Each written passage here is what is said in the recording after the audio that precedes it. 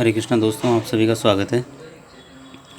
हम अभी श्रीमद् भागवतम का 10वां श्लोक करेंगे और वो करने से पहले हम करते हैं हरे कृष्ण कृष्ण कृष्ण हरे हरे, हरे राम हरे राम हरे हरे, हरे कृष्ण कृष्ण कृष्ण हरे हरे, हरे राम राम राम हरे हरे। ओम अज्ञानतिमिरान्धस्य ज्ञानाञ्जनशलाकया चक्षुरुन्मिलितं येन तस्मै श्रीगुरुवे नमः। श्रीचैतन्यमनोभीष्टं स्थापितं येन भूतले स्वयं रूपं कदा मह्यं ददाति स्वपदान्तिकं। वन्देऽहं श्रीगुरु श्रीयुतपदकमलं श्रीगुरून् वैष्णवांश्च श्रीरूपं साग्रजातं सगुणरघुनाथं वन्दितं सजीवं सावधूतं सावधूतं परिजनं सहितं कृष्णचैतन्यदेवं श्रीराधाकृष्णपादान् सगण्डलिताल श्रीविशाखान्वितश्च हे कृष्णा करुणा सिन्धो दीनबन्धो जगत्पते गोपेश गोपिकान्त राधाकान्त नमोस्तुते। तप्त कांचन गौरांगी राधे वृंदावनेश्वरी वृषभानुसुते देवी प्रणमामि हरिप्रिये। वाञ्छाकल्पतरुभ्यश्च कृपा सिन्धुभ्य एव च पतितानां पावनेभ्यो वैष्णवेभ्यो नमो नमः। श्री कृष्ण चैतन्य प्रभु नित्यानंद श्री अद्वैत गदाधर श्रीवासादि गौरभक्तवृंद। हरे कृष्ण कृष्ण कृष्ण हरे हरे, हरे राम राम राम हरे हरे। नमो ओम विष्णुपादाय कृष्णपृष्ठाय भूतले श्रीमते भक्तिवेदांत स्वामिनीति नामिने। नमस्तस्यै सारस्वते देवी गौरवाणी प्रचारिणे निर्विशेष शून्यवादी पाश्चात्य देशधारिणे। ओम नमो भगवते वासुदेवाय, ओम नमो भगवते वासुदेवाय, ओम नमो भगवते वासुदेवाय।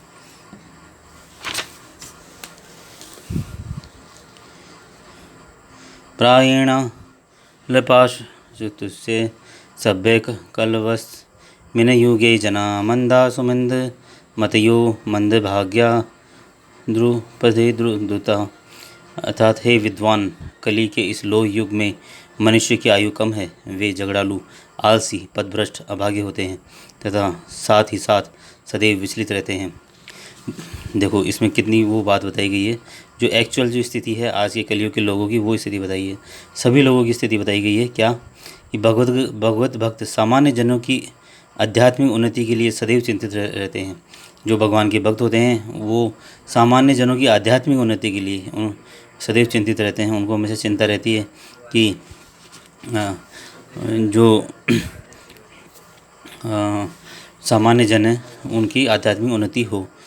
जब नैमिषारण्य के मुनियों ने इस कलयुग के मनुष्य की अवस्था का विश्लेषण किया तो उन्होंने देखा कि उनकी आयु अल्प होगी। तो यहाँ नैमिषारण्य के जो मुनि जो है वो जानते थे, उन्होंने इसकी अवस्था का विश्लेषण किया कि कलयुग के लक्षणों का विश्लेषण किया। उन्होंने समझा कि कलयुग के क्या क्या लक्षण होंगे, तो उन्होंने देखा कि कलयुग में लोगों की जो उम्र होगी वो बहुत कम होगी।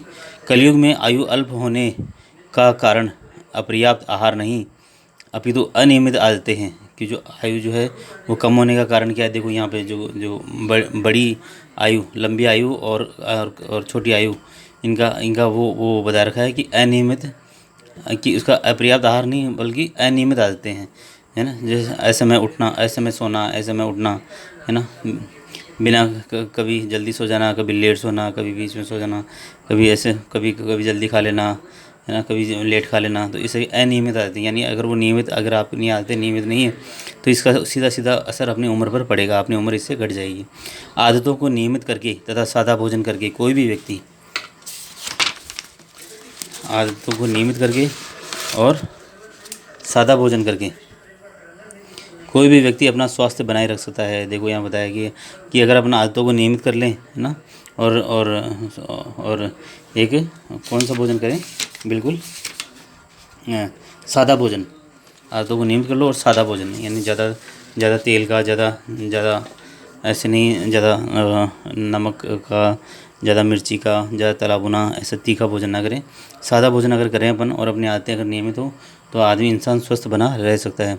अधिक भोजन करना, अधिक इंद्रिय तृप्ति करना, दूसरों की दया पर अत्यधिक आश्रित रहना, वह रहन सहन की कृत्रिम मानक मनुष्य की प्राण शक्ति तक को चूस लेते हैं। तो यहाँ क्या गया है कि अधिक भोजन करना, ज़्यादा खाने से भी जो है ना, यहाँ पे 3-4 चीज़ें बताई गई है जिनसे अपन को बचना चाहिए। जिसमें पहला चीज़ क्या है, अधिक भोजन करना। फिर है अधिक इंद्रिय तृप्ति, जो अपनी पांचों इंद्रियां हैं ना, उनसे अधिक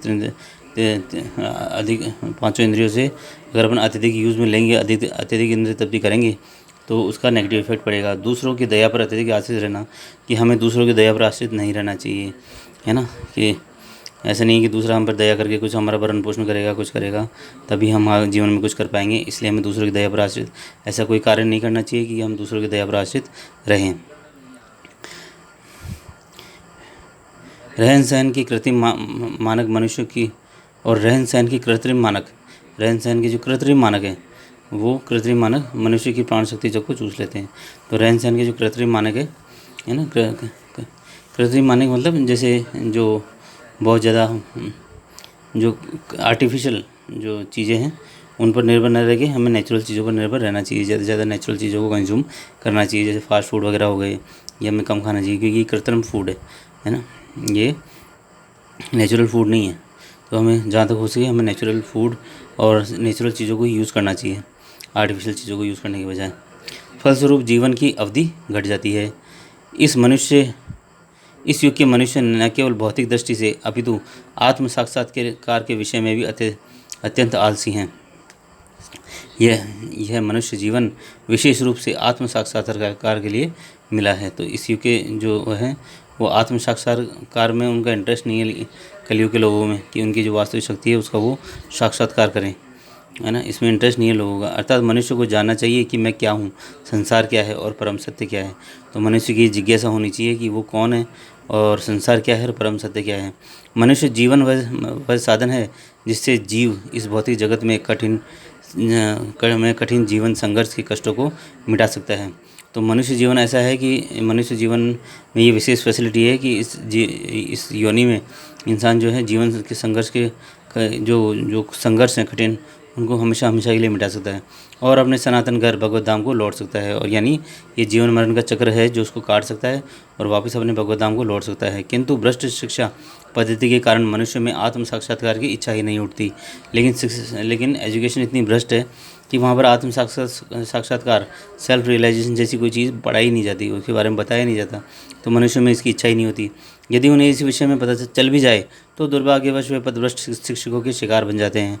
और अगर किसी को पता चल भी जाए तो ऐसे पदभ्रष्ट शिक्षक हैं जो उनको मिसगाइड कर देते हैं और इस रास्ते से हटा देते हैं। इस युग में मनुष्य न केवल विभिन्न राजनीतिक वर्गों तथा दलों के शिकार हैं, अपितु विभिन्न प्रकार के इंद्रिय तृप्ति करने वाले आकर्षणों से भी ग्रस्त है, जैसे कि सिनेमा, खेलकूद, जुआ, क्लब, संसारी पुस्तकालय, बुरी संगति, धूम्रपान, मदिरापान, छलावा, चोरी, मनमुटाव इत्यादि। तो यहाँ पर ये बताया गया है कि यहाँ पर अभी जो संसार है वो अभी इन सब चीज़ों में ये लिप्त है। अनेकानेक व्यस्तताओं के कारण उनके मन सदैव विचलित तथा चिंताओं से ग्रस्त रहते हैं। इस युग में अनेक धूर्त मनुष्य अपने अपने धार्मिक पंथ खड़े कर देते हैं। इस युग में अनेक धूर्त मनुष्य अपने अपने धार्मिक पंथ खड़े कर देते हैं जो किसी शास्त्र पर आधारित नहीं होते। प्राय ऐसे मनुष्य ही जो इंद्रिय तृप्ति के व्यसनी हैं ऐसी संस्थाओं के प्रति आकृष्ट होते रहते हैं।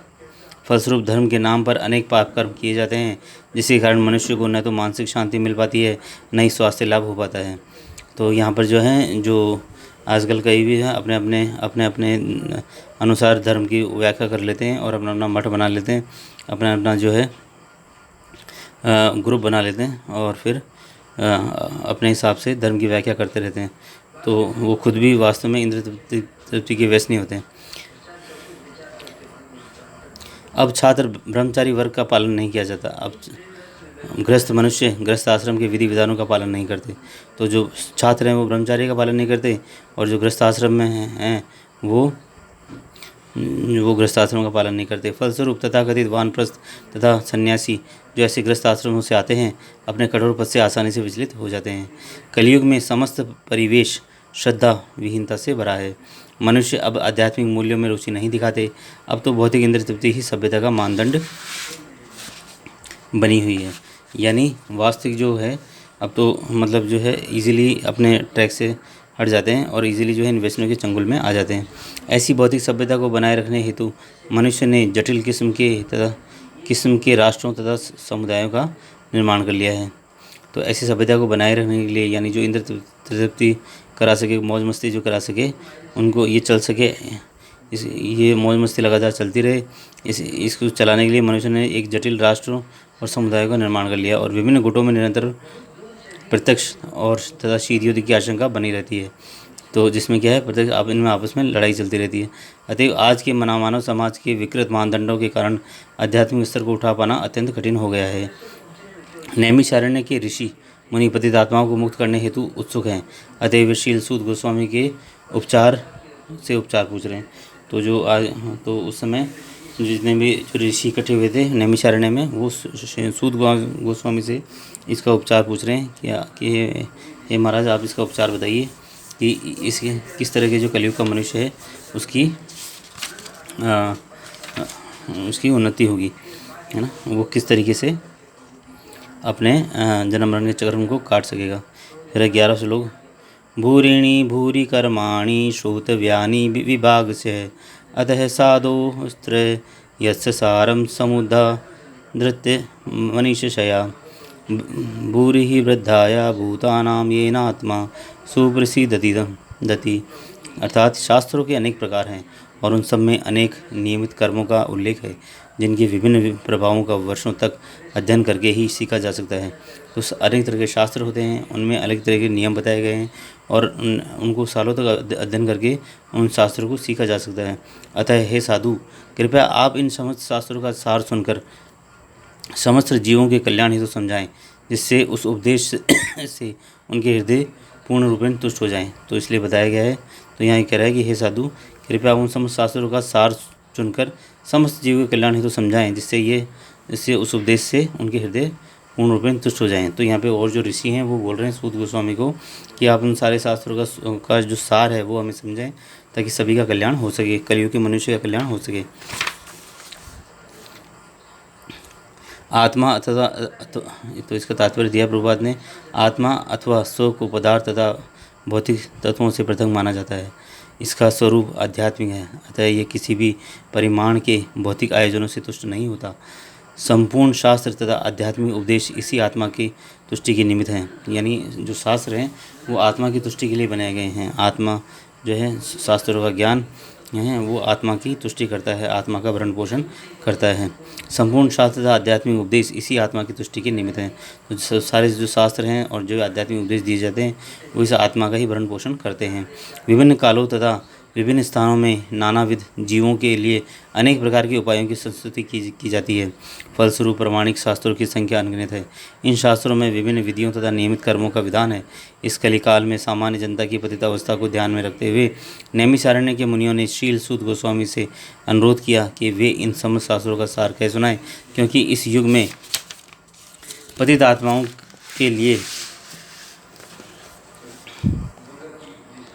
वर्णाश्रम पद्धति में इन विविध शास्त्रों के सभी उपदेशों को पढ़ना तथा समझना संभव नहीं है। मनुष्य को आध्यात्मिक स्तर तक उठाने हेतु वर्णाश्रम वाले समाज को सर्वोत्कृष्ट संस्था माना जाता था, किंतु कलयुग के कारण इन संस्थाओं के विधि विधानों को पूरा कर पाना संभव नहीं रह गया है। न ही जनसाधारण के लिए वर्णाश्रम संस्था द्वारा प्रतिपादित विधि के अनुसार अपने अपने परिवारों से संबंध विच्छेद कर पाना संभव है। समस्त परिवेश विरोध से व्याप्त है। इस पर विचार करते हुए यह देखा जा सकता है कि इस युग में सामान्य जनों का आध्यात्मिक उत्थान अत्यंत कठिन है, जिस कारण से मुनियों ने इस विषय को श्री सूत गोस्वामी के समक्ष रखा और उसकी व्याख्या अगले श्लोक में की गई है। तो यहाँ पर बताया गया है कि कलयुग में आध्यात्मिक उन्नति जो है वो अत्यंत कठिन है। अगर आध्यात्मिक उत्थान अगर किसी का कराने का प्रयास किया जाए तो वो अत्यंत कठिन है ना, इतना आसान नहीं है। उसके लिए इंसान सामने वाले की इच्छा भी होनी चाहिए। लेकिन कलयुग जो है उसमें इंसान के प्रति आध्यात्मिक उन्नति के प्रति उसकी रुचि ही नहीं है, क्योंकि जो उनको मिसगाइड किया गया है शुरू से, जो शिक्षा दी गई है वो गलत शिक्षा दी गई है ना। उस शिक्षा की वजह से उनमें आध्यात्मिक उन्नति के प्रति कोई अट्रैक्शन नहीं है।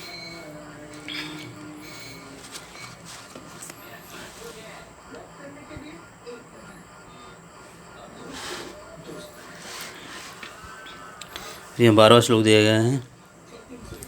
सूत जानासि भद्रम ते भगवान सात्वतां पतिः देवक्यां वसुदेवस्य जातो यस्य चिकीर्षा। यानी हे सूत गोस्वामी, आपका कल्याण हो।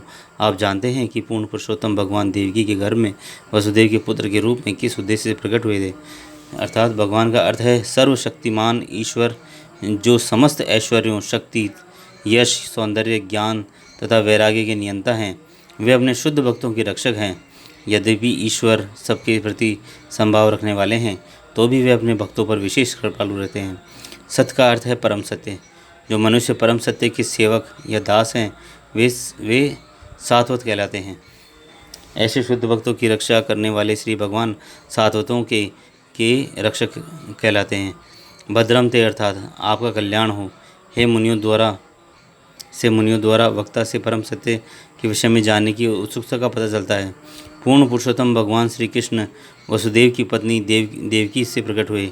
वसुदेव आध्यात्मिक पद के प्रतीक हैं, जिसमें परमेश्वर का प्राकट्य होता है। तो यहाँ सभी जो है वो सूत गोस्वामी से कह रहे हैं कि हे सूत गोस्वामी, आपका कल्याण हो।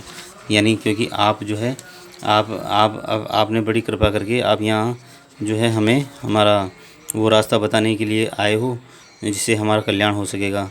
इसलिए सभी उनके कल्याण की कामना श्री सूत गोस्वामी, सभी जो ऋषि हैं उसी श्री सूत गोस्वामी के कल्याण की कामना करते हैं,